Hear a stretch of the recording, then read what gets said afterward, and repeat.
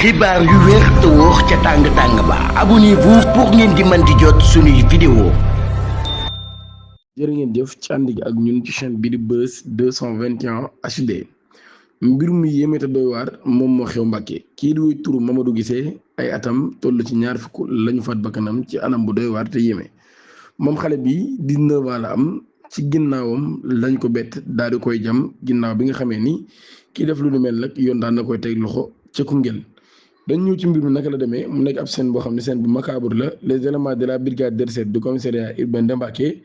daan nañu fekk ci guddik 27 jàpp 28 juin 2026 aux alentours de 0h30 ca patrouille bu ñu doon amal ci quartier Diamaguène ñoom policiers daan nañu gis benn waay boo xam ne nag daan nay nekkoon ci li nga xam ne ab marée de sang sur la chaussée tandis qu'un conducteur de moto Jakarta s'apprêtait à l'évacuer d'urgence vers l'hôpital maanaam kon ci loolu yi benn dawalkat Jakarta doon na ko jël ngir jéem ko yóbbu urgence ci li nga xam ne moo di l'hôpital moom mi nga xam ne moo di Mamadou Guissé ci loolu yi day tey jii bi ñu demee këram nag daal di sekk waxtaan ak ay njabootam yaayam daan ne xam le ni moom Mamadou Guissé ci boppam moo waaj xeex nañ ñetti yoon ci journée bi ñetti yoon yoo xam ni xeex nañ ba ñu àtti leen waaye waajare ko xamal ni su ma la faatul du ma bàyyi ci loolu yi Mamadou Guissé déplacé wu na dem këram changé li mu soloon ngir gont mën a liggéeyi waaye ci loolu yi ci kaw motoom la ko waaj fekk mu toog ma daal di koy jam li nga xam ne moo di paaka ba tey moom yaayam muy xam ne ni ci ay nelaw lañ koy yeewee xamal ko ni ko sa doom bii di Mamadou Guissé da doon xeex ba ñu jam ko ba jamono ji mi ngi ci ab état bu doy waar lool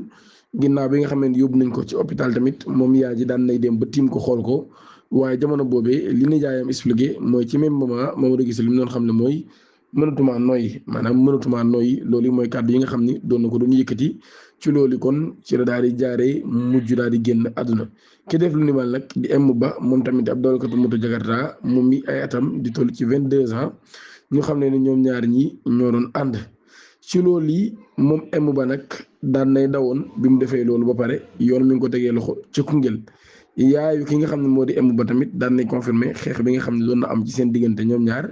diggante Mamadou Guissé waa ki nga xam ni moo di M ba mi faat ba kanam ci loolu yi procureur de la République par le tribunal de grande instance de Mbacké a été avisé une enquête formellement ouverte ginnaaw bi nga xamee ni daan nañ koy teg loxo moom visitif bi nga xam ni na nga ko tegee loxo ci li nga xam ni moo di Koungheul ña nga ko tegee loxo kon fi nga xam ni moo di Koungheul lu jiit ñu koy jàpp tamit bu ñu jëlee ci xibaar ba tey la mère et l'oncle de sa dernière moom fugitif bi de sa dernière ak ki nga xam ne moo di conducteur moto bi nga xam ne moom moo doon jéem a sauver xale bi yoon téye woon na leen ngir lu ñeel boobee lépp enquête moom présumé meurtrier bi nag ginnaaw ba lañ ko tegee loxo ci li nga xam ne moo di Koungheul ci dimanche bi